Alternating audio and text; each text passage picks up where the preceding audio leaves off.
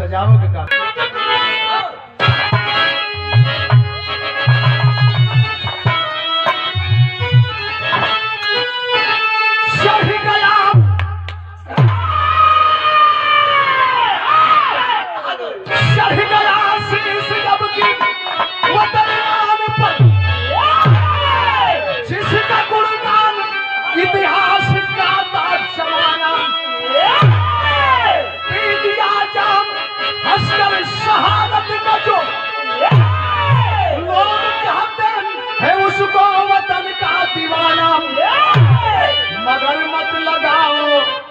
नफरत की आगी कब तक तू खेलो खूनों की होली राम निवासी यादव यही कष्ट होता अरे जब भाई चलाता है भाई पर गोली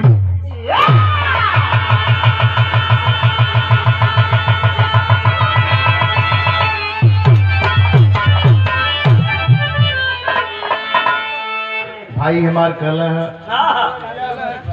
कि हम करिया है तू अपने से कहा करिया का कीमत है ना करिया आजन होला एड़ी में ना लगाओ जला आँखी में लगाओ जला तू आजन हुआ मेरे भाई करिया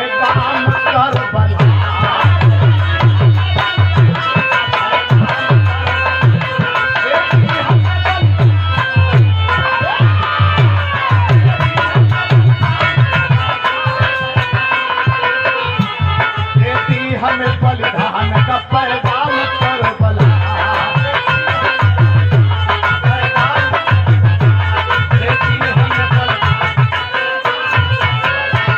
हर देते हमें बलिदान का पैगाम कर बला पैगाम कर बला हसन हुसैन हसन हुसैन हसन हुसैन हो कुर्बान कर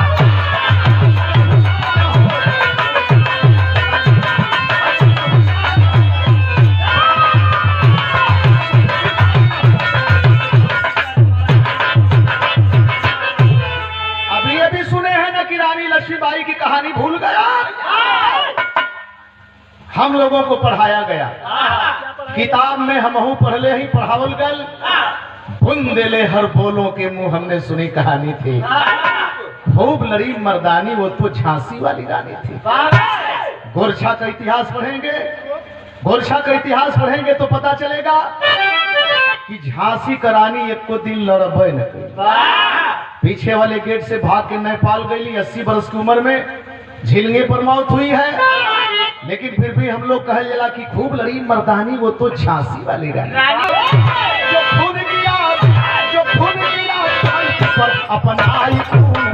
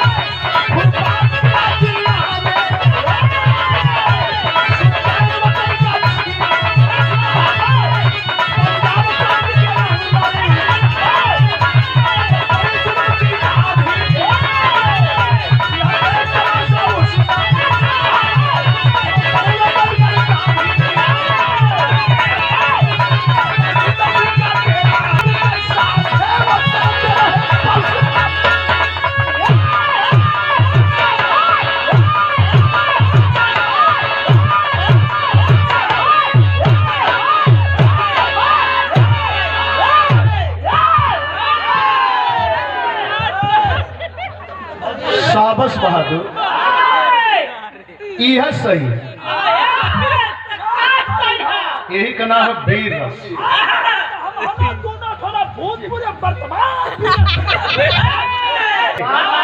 अधूरी आजादी मिल गई, पूर्ण रूपेण हम 26 जनवरी 1950 को आजाद हुए।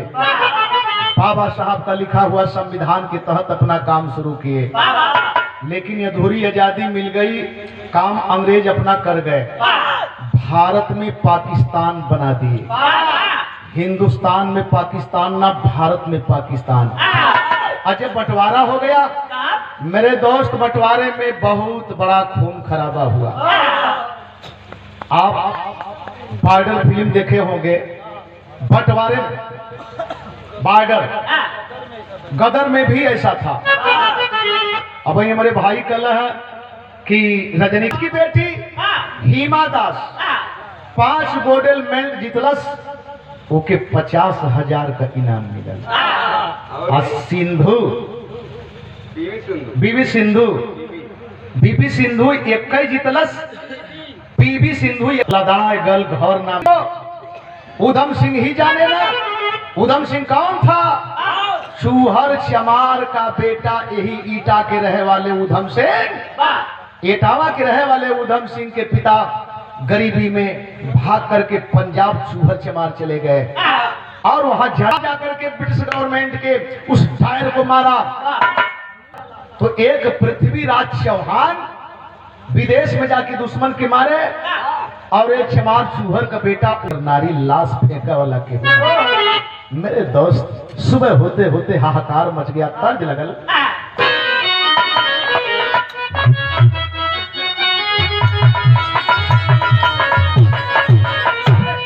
कि क्या लगा वाला नफरत का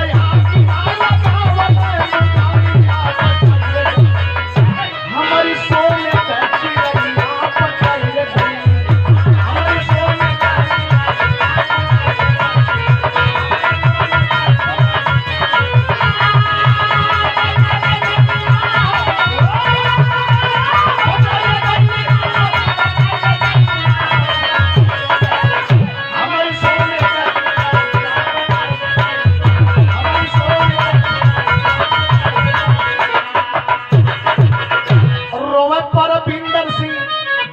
के अपन जनवन संगवा में लेके अपन छोटा का सुगनवन, बड़का के लेके रोवन पर प्रीत लुगैया पटाई रे गई नाम, हमारी सोने के चिड़ैया पटाई रे गई नाम। एक परिवार बचल हो, हिंदू परिवार, नाम बाबू परविंदर सिंह। परिवार में 2 ठे लड़का हुआ, पत्नी है। रोवत हुन अपने गांव का हालात देख के, चारों तरफ लाश है, लाश खून में धरती रंगा गई। लसिया फेंकाई कैसे? एगो दोस्त आल हो, आज अंगुली उठत हिया।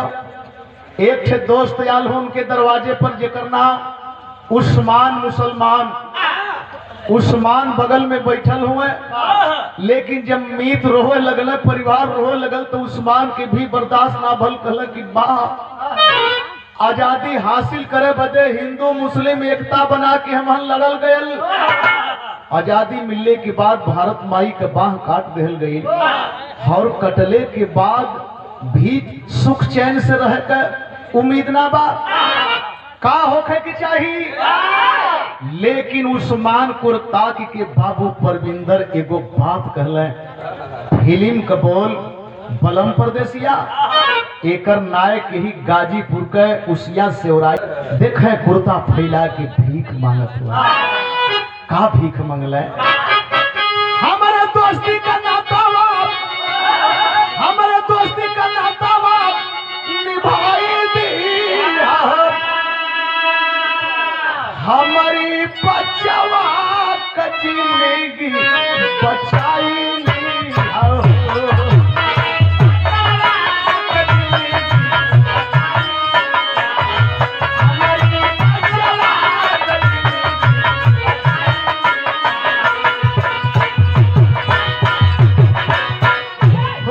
उस्मान मितयावन आचयनवा कब फिर होई साथी हम से मिला नाला बिन बहुरी तब भेटिया कराई दी हमारी बचवा कटली बचाई कहल भैया हम ना सकल जाई लसिया फेंके में। एक काम करा, अभी गांव घर हम के छोड़े के हुई।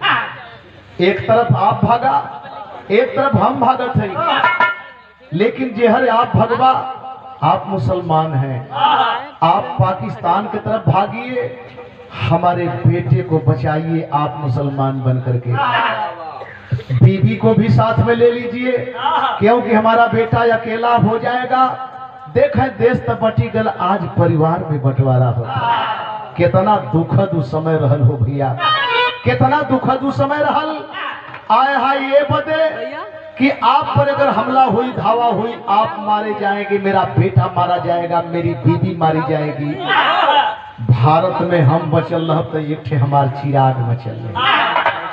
अगर हमारी पर हमला हुई, हम मरा जाए, हमार बेटा मराई तो पाकिस्तान में रही तका से, लेकिन हमारे वो चिराग तो सही सलामत रही।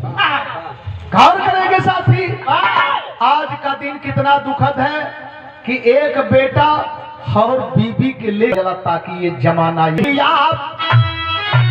में प्रीतम कौर रही आप में प्रीतम कौर भइल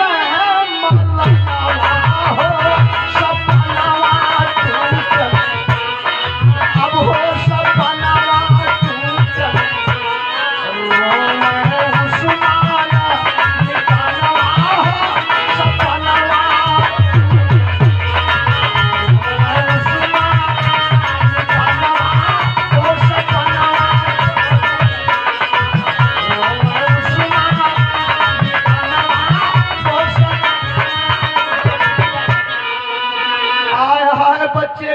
पकड़े उस्मान चचा आगे निकल गए। अब बच्चा घूम करके देखा, बोला चच्चू मेरी माँ गिर गई है, चच्चू मेरी माँ गिर गई है। चच्चू जब घूम के देखले तो जहां माँ गिरी है उसके ऊपर से लोग गुजर रहे, जो गिरा है जमीन पर फिर उठ नहीं पाया। देखत देखत आंख भर गई, कहला मुन्ना छोड़ दे, मुन्ना छोड़ दे अपने मम्मी को, छोड़ दे मुन्ना, बंटवारे में तुम्हारी मम्मी शहीद हो गई, मुन्ना तुम्हारी मम्मी शहीद हो गई। लाल के उठा के लेके कई न पाकिस्तानवा हो सपनवा, अब हो सपनवा टूट गए, मुस्लिम के सपनवा हो सपनवा।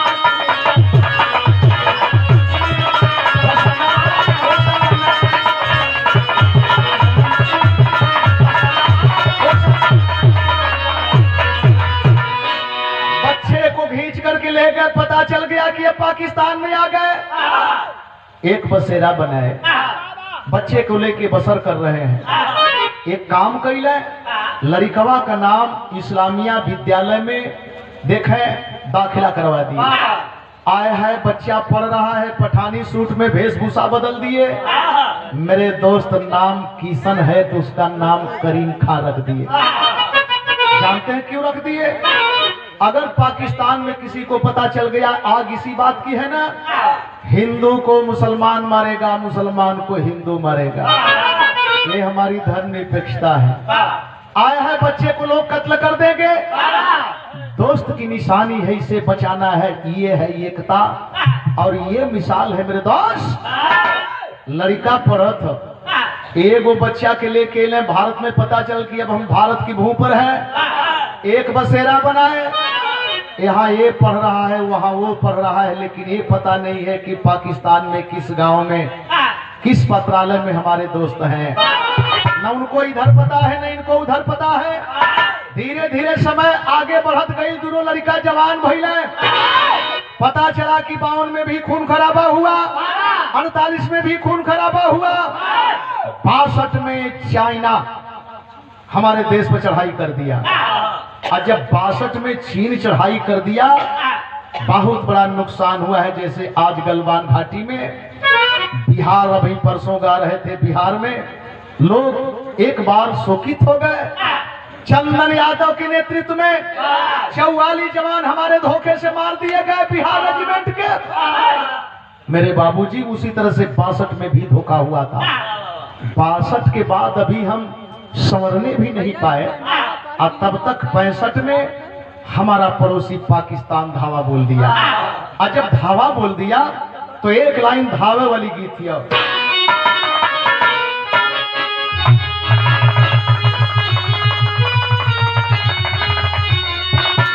अरे पिया परदेसिया,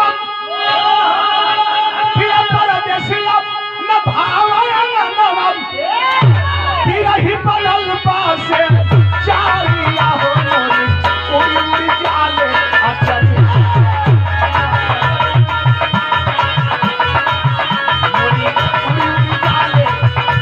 का पोजीशन कहा बा कि पाकिस्तानी सेना के बड़े सिपाही सरहद पर छिड़ली आइया बने आइया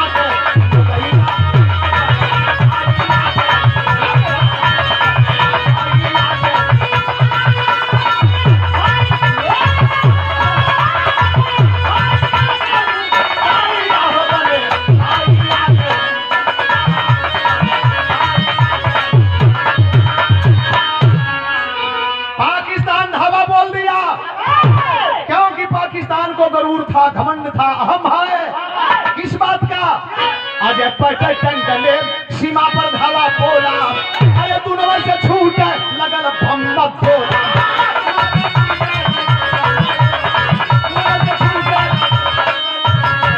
अरे हमारे सर मोर्चा संभाल, दुश्मन का काला सब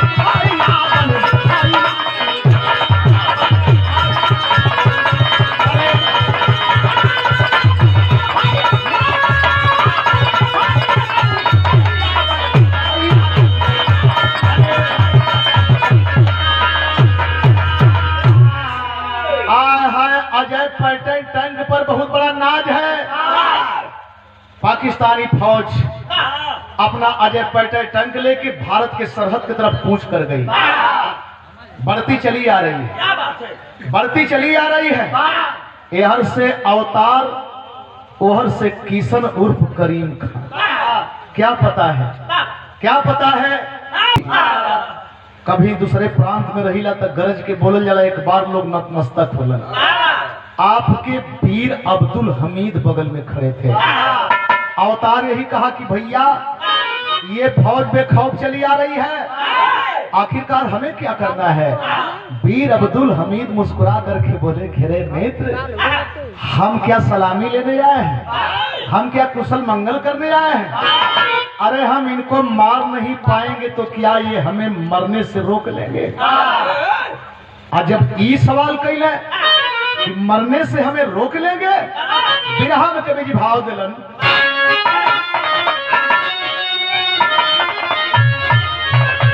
कि घटना शायद उस समाज को जगा के रख दी।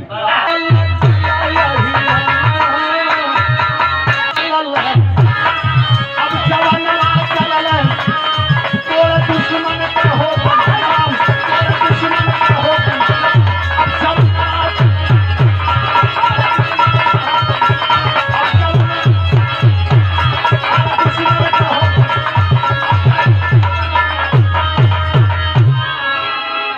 गाजीपुर का शेर सितारा फिर अब्दुल हमीद ललकारा, फिर अब्दुल हमीद ललकारा, पैसे टंका पटोला मारा, पैसे टंका पटोला मारा। कहीं पर पाकिस्तान है हारा, कहीं पर पाकिस्तान है हारा।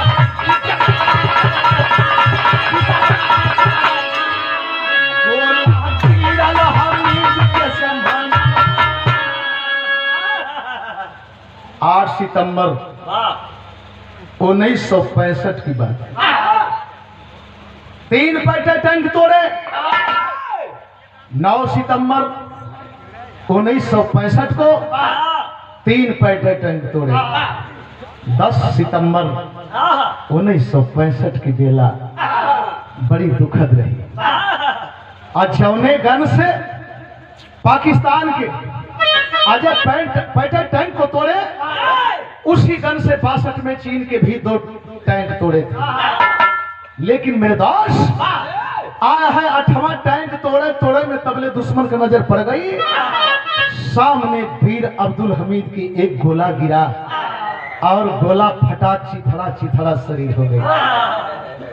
दुख होला। अब वही मऊ की धरती फोटो पर जूता मारल गए। हमारे मित्र है महेंद्र सिंह चौहान, थोड़ी सा खिलाफत कह दे, पार्टी में हुआ थोड़ी सा खिलाफत कह दे, दौड़ा के कचहरी में महेंद्र सिंह चौहान को मारा गया। अभी आप भटक रहे हैं, अभी आप भूल रहे हैं, कहाँ भूल रहे हैं? हो जाइए इकट्ठा। जब तक इकट्ठा नहीं होंगे आप पहचान नहीं पाएंगे कि होली माने होला का। भैया हर कहना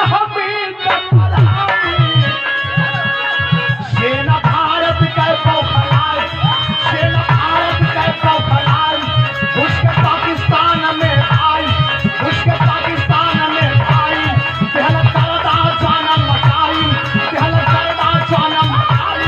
होली माने के सुना, के सुना, कि जाना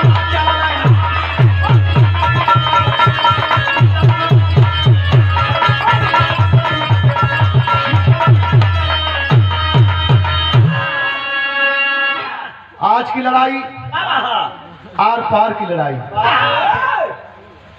सेना भारत की बौखला करके पाकिस्तान की धरती पर घुस गई, चढ़ गई पाकिस्तान की सरहद में। इतना फायर हुआ कि टैंक चलाने वालों को मौका ही नहीं मिला। नजदीक में होकर के जब फायर ठोके मेरे दास, जब भैया हमीद नहीं रहे तो आज हम लोग जिंदा वापस सवाल करने नहीं जाएंगे। इतना काफी मारे कि आज पाकिस्तान की सेना पीछे हट गई। और जब पाकिस्तान की सेना पीछे हटी, लड़ाई समाप्त होती है तो हमारे भारतीय जवान बंदूक लेकर के जो बचे थे संगीन से कोच के मारे। एक सिपाही गिरा है, छाती में कई गोली लगी है।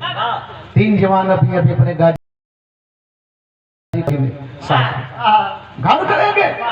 और जब सामने ऐसे बंदूक किए, देखें गोली लगी है, शरीर लहूलुहान है उस जवान की, लेकिन जब ऐसे बंदूक किया अवतार तो वो जवान रोने लगा।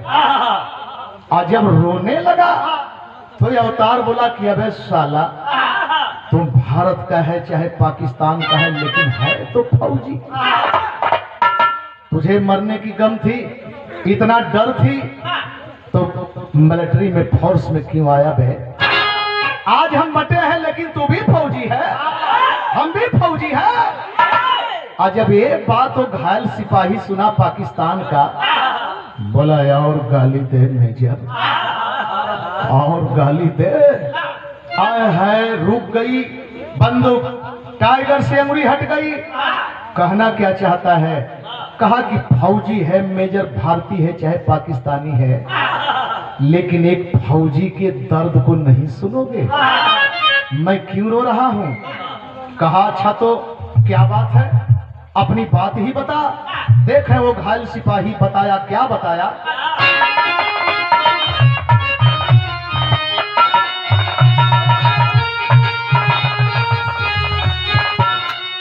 ये कहीं मतारी के तू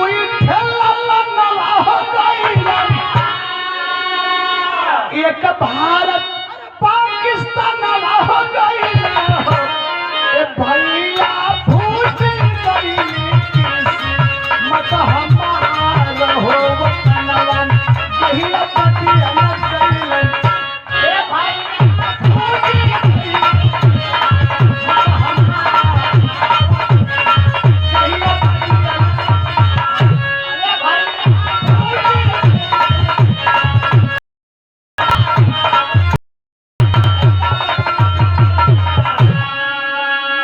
कहीं मतारी के दूठे ललनवा हो गई न हो, एगो भारत एगो पाकिस्तानवा हो गई न हो। भैया फूटी गईली किस्मत हमार वो तनवा जहिया बटिए न गईले हो। बात ना समझ में आई। दूसर की बात कहलन बाबू पर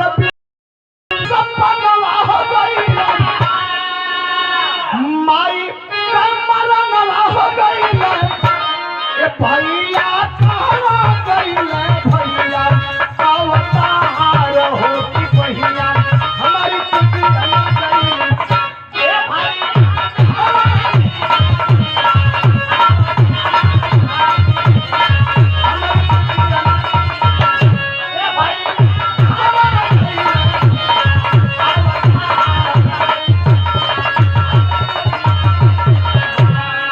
गईले भैया अवतार की बहिया हमारी कुटिया न गईले हो। और ये भाव पर हमारे छोटे चाचा अब पाई के खबरिया से अरे कैला अकेले गई करनवा हो बच्चा तोहरा के देख तुझे बचा पाया। अगर कभी भारत की धरती पर